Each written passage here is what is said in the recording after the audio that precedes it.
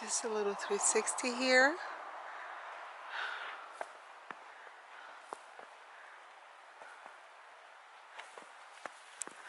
And just for your information, right there, it's the hill that I always hike training.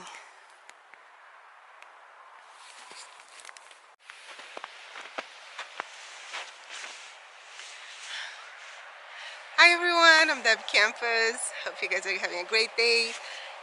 Today is very cold and snowy and white. Very beautiful. But actually today I wanted to talk to you guys about my calorie intake plan for the Pacific Crest Trail. And why?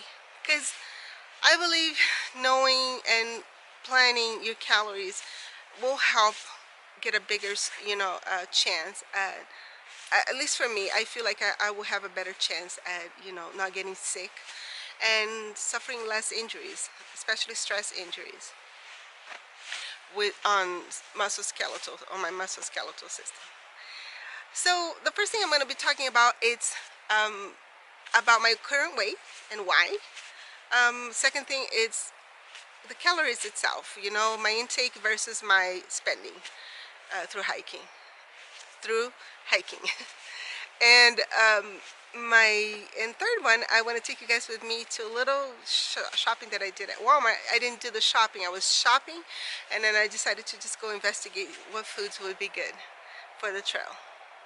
Foods that are high in calorie per ounce. Alright, so the first one, it's my current weight. I am right now 15 pounds overweight. I am good between 147 to 150 pounds. That's my normal weight. And I'm right now at 165. I was planning to go to a diet, and I'm gonna diet, I'm gonna lose weight to start the trail. And then I started thinking, wait a second, because fat is important for a reason, and I'm going to tell you why. I actually, through research, and I'm going to put all my sources in the description of my channel, of this video, so you can research it yourself if you want. So fat is good for, related to the trail. Fat is going to be good to keep me warm. It's going to keep me warmer and at night too. Also, fat is going to give me energy in the beginning to keep hiking. And third one, fat is going to help cushion my joints, because fat is part of supporting the musculoskeletal system too. So I have actually noticed now that when I'm hiking, my training hikes, going downhill, my knees don't hurt at all, and they used to hurt a lot. So I attribute that to fat, actually cushioning my joints. Alright, so with that in mind, of course I'm gonna watch my weight not to go over this. I just want to be 15 pounds over. God, sorry. Ugh. Sorry, I had to take my jacket off. I'm hot, but my hands are cold. Alright, and then let's go into the calories intake versus calories spending while I'm hiking. Hiking spends 400 calories per hour. It's pretty. Let's wait for them to stop barking. Okay, finally they stopped. So if I'm going to be hiking 10 hours a day, which is my goal, I'm going to be spending 4,000 calories hiking only, without counting the times that I'm in camp or sleeping. So let's round it up to 5,000 calories. Let's say that's what I'm going to be spending a day. If I am 15 pounds overweight, so what happens is, for each 3,500 calories we spend, we burn 1 pound. Every 3,500 calories equals burning 1 pound of weight. So it means the first 2 to 3 weeks I will probably be already at my regular weight. And so it's good to know that, so that way I can plan that in the beginning. I don't need to worry so much about eating a lot. And I believe that's pretty much when people lose their weight and start getting the hiker hunger, which is between 2 and 3 weeks after you start hiking. So again, 1 ounce of food equals 28 grams. And just keep that in mind, so that way I'll go back to that when we go to food itself. So in the beginning, the first 3 weeks, I'm just gonna buy normal calories that I take, intake for me, which is gonna be around 2,000 calories a day. And everything else, my body will just burn it off.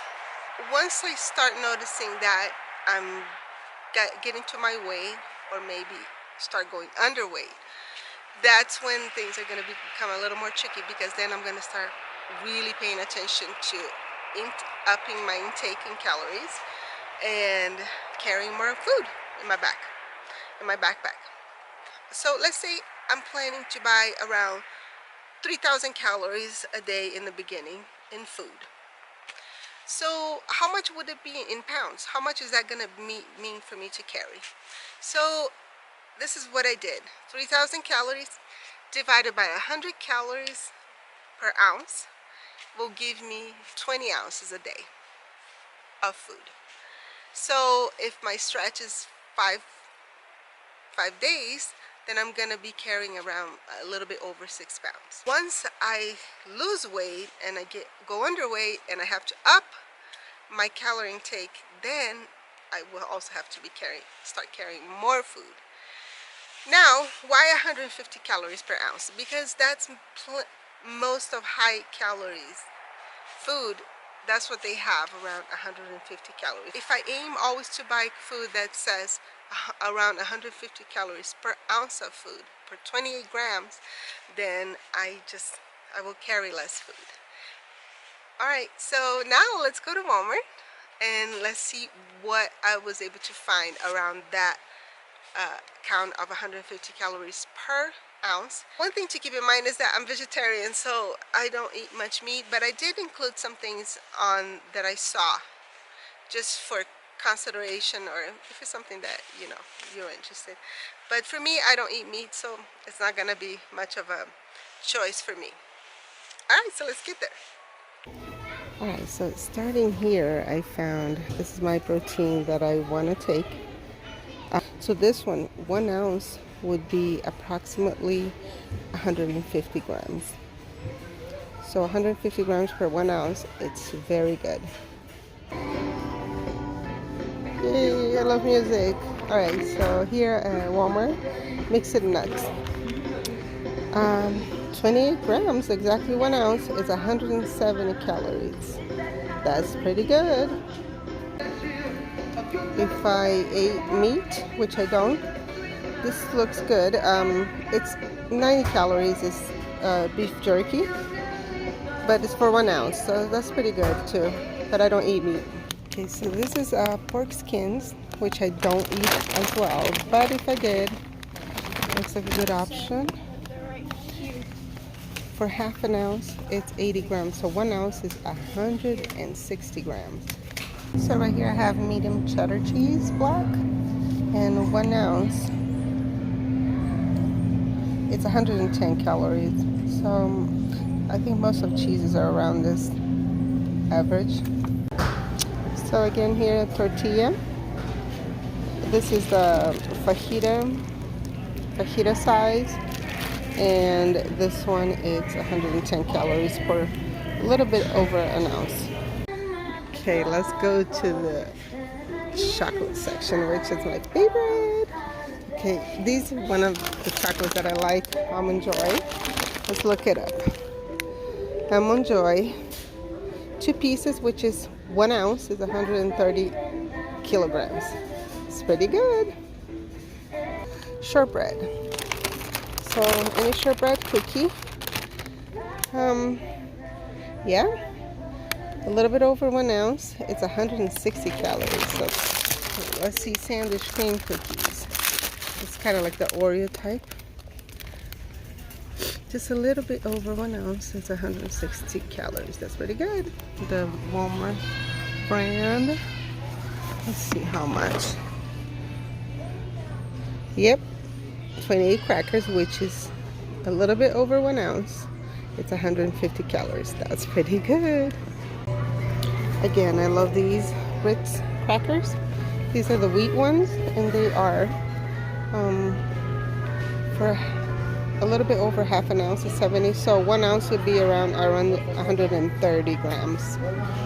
Famous Pop-Tarts. Pop-Tarts are 210 calories for almost 2 ounces. So it means it's 105 calories for 1 ounce of Pop-Tarts. It's okay, a little bit on the low side. Cliff Bars, there's so many types, but let's check it out. This one right here looks good. It says it has protein. 260 calories for exactly 2 ounces, so it would be 130 calories for 1 ounce. Oatmeal, which is something that I want to eat when I start cooking. 28 grams would be like 130 calories approximately. Now let's check all granolas. Quarter of a cup, which would be 1 ounce, it's 140 calories. Yeah, it's pretty good. It's right there. Breakfast Essentials, the one that says high protein, 130 calories per 1 ounce, a little bit over 1 ounce. Olive oil has 1 tablespoon, which is half an ounce, has 120 calories. So 2 spoons of olive oil, which is 1 ounce, it's 240 calories. That's very good. For the pasta side, this one has about 100 calories per ounce, which is okay. A little bit on the low side. Ramen. Half of a ramen, which is 1.5 ounces, has 190 calories. So 1 ounce of ramen with the flavoring, it's about, I would say, 160 calories. That's pretty good, actually. I'm surprised. Look here at tuna. I don't eat tuna either, but if I did, let's look it up, see if it's good. So that means 1 pouch, 74 grams. That's almost 3 grams, 3 ounces. Has only 70 calories. This is very low calorie. Okay, peanut butter. It's 2 tablespoons, which are, it's just a little bit above 1 ounce. It's 180 calories. This is very good. Okay, regular hot chocolate. 160 calories for a little bit above 1 ounce. So 1 ounce, 1.2 maybe. For mayo, 1 tablespoon, which is half of 1 ounce, it has 90 calories. So 1 ounce would be 180 calories. And I'm talking about the mini donuts. 250 calories. So 2 donuts, which is 1 ounce, would be 125 calories. 1 bagel, almost 3 ounces. 2.8 maybe. It's 220. So half of it, which would be 1.5 ounces, be 110. So 1 ounce of bagels are between 100 and 110 calories. 1 ounce of bread. This is just a regular wheat bread, sliced bread. 1 ounce is only 60 calories. Pretty low. English muffins. I love these. Muffin would be 70 calories, also low. This is something that I have at home. It's Nido powder milk. For every ounce, it has 150 calories, 30 grams, a little bit over 1 ounce. This is Gatorade, which I usually use this for backpacking or hiking.